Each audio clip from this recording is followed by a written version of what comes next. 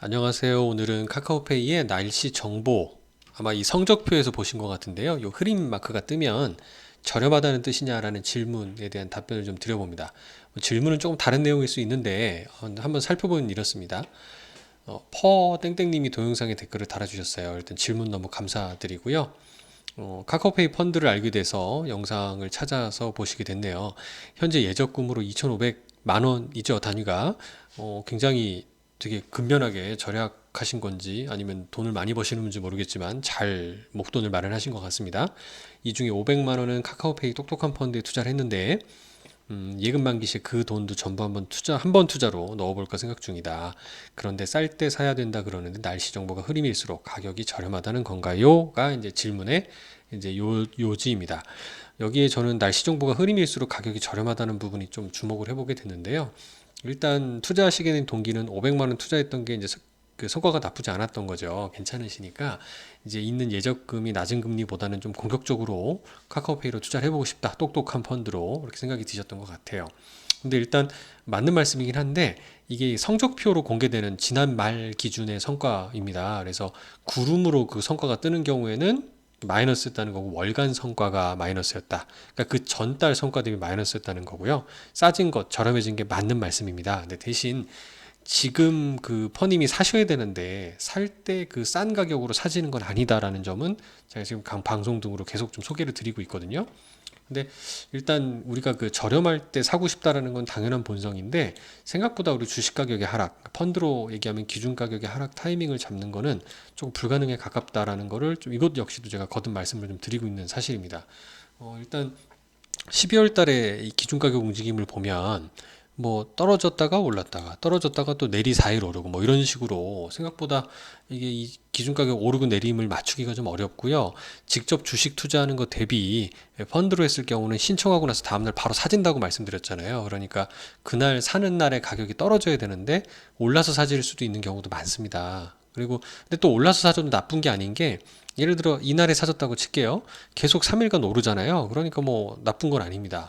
반대로 싸게 샀다고 좋아할 게 아닌 게 싸게 사고 나서 뭐 계속 그렇게 하락할 수도 있거든요. 이럴 때 우리가 이 주가의 움직임을 예측할 수 없다는 부분이기 때문에 그래서 크게 제가 볼 때는 타이밍을 고민하실 필요는 없지 않을까. 그래서 목돈이 없는 분들은 자동 투자를 하면 되고요. 목돈이 있는 분들은 내 성향에 맞춰서 그냥 투자하시면 될 것 같습니다.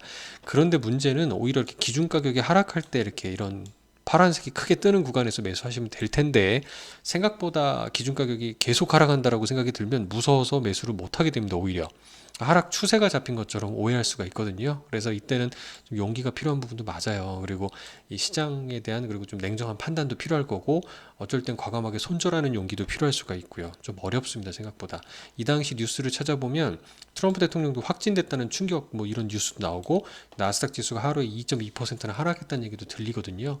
이런 뉴스들을 보고 우리가 과연 이성을 찾고 냉정하게 투자할 수 있을까라고 생각해 보면 막상 닥쳐보면 생각보다 어렵다라는 게 현실인 것 같습니다.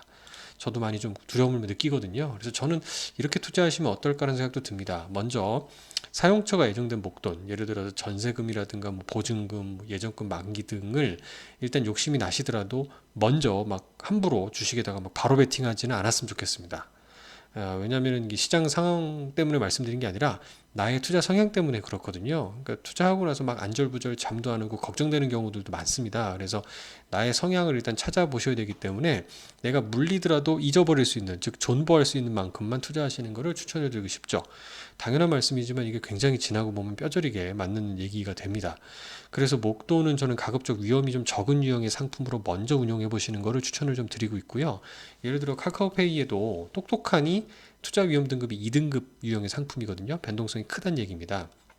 이거보다는 위험 등급이 낮은 유형의 변동성이 작은 상품도 있어요. 대표적으로 영리안이나 쏠쏠안이 그 예인데요. 주로 채권형 펀드가 해당이 되고 영리안의 경우에는 3등급입니다. 여기 보이시는 대로 그렇죠?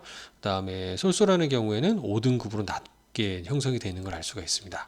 그러니까 지금 똑똑한은 2등급이거든요. 그래서 그거보다 좀 낮은 등급으로 하는 것도 하나의 방법일 수 있겠다.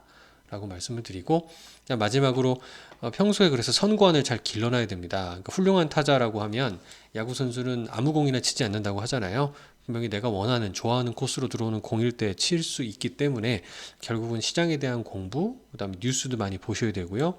관심도 많이 가져야 됩니다. 그러니까 저도 각종 뉴스라든가 이런 시장의 움직임 이런 부분에 대해서 자꾸 업데이트를 하고 저도 공부를 많이 하고 있거든요. 그래서 여러분도 저희와 함께 선구안을 기를 수 있는 그런 노력을 같이 했으면 좋지 않을까 생각이 드네요.